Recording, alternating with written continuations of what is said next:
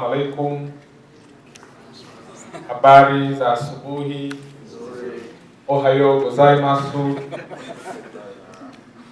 Allow me to welcome you to the United Republic of Tanzania, the land of the Kilimanjaro, Serengeti and Zanzibar, which I believe by the end of your stay shall qualify to be what you may refer to as Tanzania unforgettable.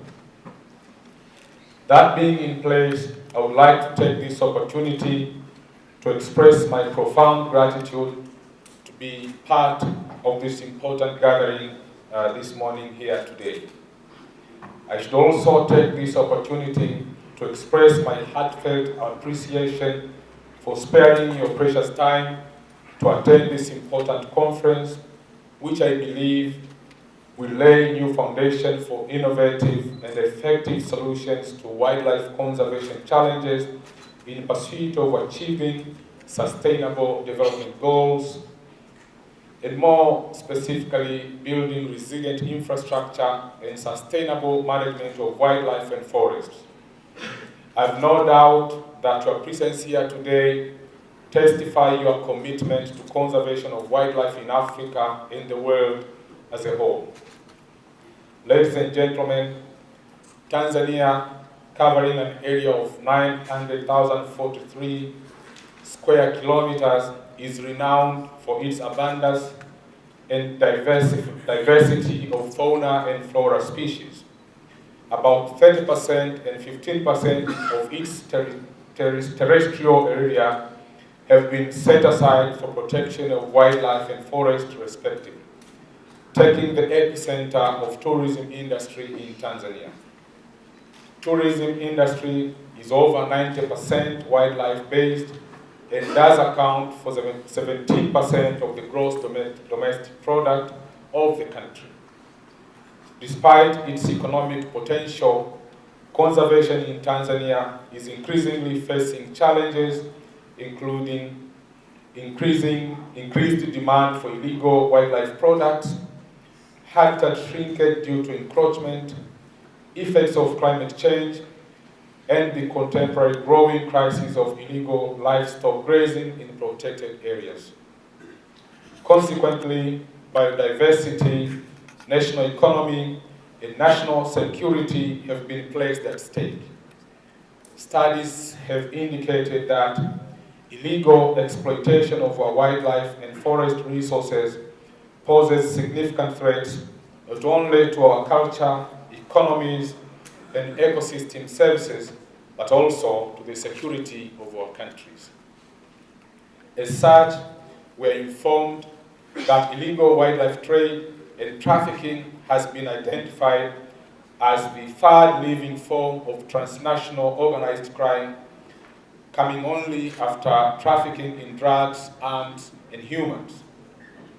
The syndicate remains one of the biggest threats to endangered wildlife species in their habitat and has wide-ranging indirect impact on the communities, national economies, livelihoods, and the environment. Indeed, the lack of information on the illegal networking might have significantly undermined the supply chain monitoring, which is necessary for an informed policy-making process in addressing the problem. The drivers of illegal wildlife trade are also not well researched, though economic and political factors have been highlighted as general terms. It is against this background we need to have concerted efforts in developing infrastructures, sharing information, and improving governance in combating illegal wildlife trade in our countries. Ladies and gentlemen, human-dominated landscapes have intensified natural habitat degradation and fragmentation, and thus wildlife populations are now in regular competition with people for resources and therefore eliciting human-wildlife conflicts. People lose their crops, livestock, property, and sometimes their lives. On the other hand, wild animals, many of which already threatened or endangered, are often killed in retaliation or to prevent future conflicts. Trends depict that hostilities between human population and wild animals are currently on the increase due to competition for scarce water and pasture land, particularly during dry seasons. In fact, reports have shown that human-wildlife conflicts are so pervasive that the challenge ranks second to the impacts of habitat loss. I believe it is not by mistake that this conference has timely brought together governments, technocrats, academic experts from national and international institutions to discuss about a strategy to address the following issues. Number one is increasing the level of transboundary political commitment to prevent, combat, and eradicate illegal exploitation and illegal trade in wild fauna and flora. Number two, enhancing information sharing on wildlife and forest crimes between and across agencies at the national and international levels. Number three, developing a shared spatial data infrastructure at a regional level, that is including SADC, LATF, and Horn of Africa, to support economically weak states in sharing information on wildlife and forest crimes. And number four is on improving the financial mechanism of African states to continue their efforts to address the challenges related to illegal wildlife trade and trafficking. And number five is on improving governance, integrity, and enhanced regional and international cooperation. Number six is on increasing the capacity of source and transit states in detecting illegal wild fauna and flora products, including in the exit and transit points. Number seven is on promoting the participatory approach with economic development and community livelihoods through sustainable use of wild fauna and flora.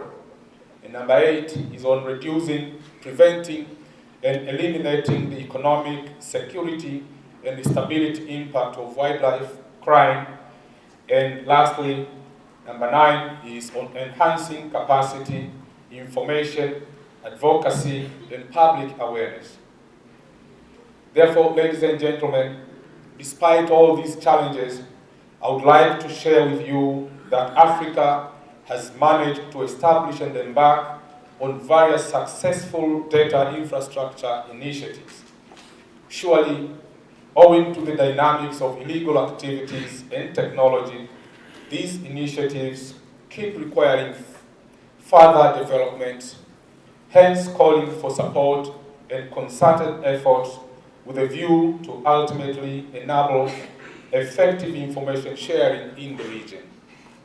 If you may allow me to refer one example in the area of transboundary information sharing, this is no other but the Lusaka Agreement member states who have adopted and spearheaded implementation of a robust information system in Africa, namely the Wildlife Enforcement Monitoring System, WEMS.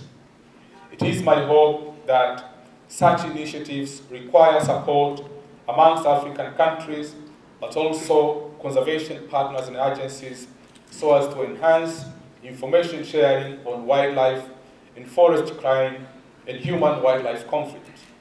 In other words, this is one of the areas I would fully subscribe to the goal and objectives of this conference in terms of exploring means of supporting African governments to strengthen institutions, governance structures, and enforcement capacity through provision of new or improved technological, infrastructural, financial, legislative, technical, and governance measures towards bolstering information collection, compilation, analysis, and responses that underpin progress towards improving our people's livelihoods.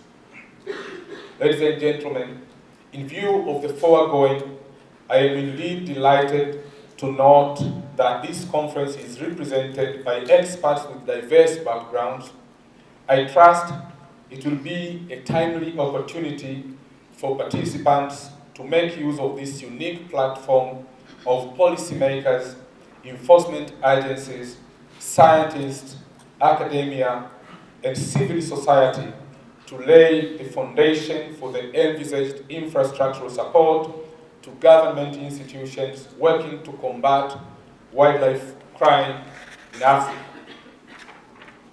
Ladies and gentlemen, there is no doubt that organizing a conference one of this kind is costly and time-consuming. Allow me at this juncture, therefore, to pay special tribute to the United Nations Development Programme, the UNDP, Lusaka Agreement Task Force, LATF, the African Wildlife Foundation, the USA, RESTEC Japan, European Union, NEPAD, WWF, United Nations Economic Commission for Africa, and not forgetting our ministry for sponsoring and enabling this conference to take place. I should also wish to thank the Ministry of Foreign Affairs, Japan, and the Embassy of Japan in Tanzania for supporting a cocktail party which will be held later today and hosted by the Ambassador of Japan in Tanzania, His Excellency Mr. Shinichi Goto. Of equally importance to all those who have been involved in whatever form of contribution towards the success of this conference, I convey my sincere gratitude. Before I conclude, may I emphasize that sustainable funding and technical support to regional and tunavyoendelea mbele tutahitaji sana wenzetu kwenye serikali za mitaa, kwenye vijiji kuchangia kwa kiasi kikubwa sana maeneo ya ardhi ambayo yako chini ya usimamizi wao, kwa sababu bila hayo hatutoweza kufungua corridors ambazo kila siku katika maisha ya wanyamapori huko porini zinatumiwa na wanyama kupita. Kwa hivyo uelewa wa wananchi, ushirikiano baina ya serikali na wananchi ni katika mambo muhimu sana kwenye uhifadhi wa bioanuwai ambao tumejaliwa na Mwenyezi Mungu. Lakini pia napenda but also I would like to convey my gratitude to our task force. We have a new system in Tanzania that has proven very successful in trying to gather intelligence information, working closely with Interpol and other international partners to trace all networks of illegal wildlife traffickers who are within the country as well as international. So this task force has managed the country to be very successful in the war against poaching and international wildlife crime, because without them, the interconnectedness between the various government organs and with the international community would have been very difficult. And here today we have the Assistant Director who is charged with the anti-poaching, Mr. Robert Mande. Again, he's also charged with being the chairman of the National Task Force on Anti-Poaching. So he's here, I'm sure he will share his experience and success stories. He will share his experience and success stories. But also, I learned earlier there was the Commissioner of Conservation for the Tanzania National Parks, but I'm sure he left, Dr. Alan Kijazi, he was seated. Kutambua kazi kubwa inayofanywa na wadau wetu kwenye vijiji, hususan wanaoendesha maeneo mahsusi ya jumuiya za uhifadhi wa wanyamapori WMAs, ambao hapa wamewakilishwa vizuri sana. Bila wao kwa kweli uhifadhi katika nchi yetu lingekuwa jambo gumu sana. Na naomba niwatambue kwa kuwasimamisha, na nimefurahi kwamba wamekuwa sehemu ya mkutano huu wa kimataifa. Naomba ndugu Wambura pamoja na wadau wetu wote kutoka kwenye jumuiya za uhifadhi wa wanyamapori msimame ili washiriki wawaone.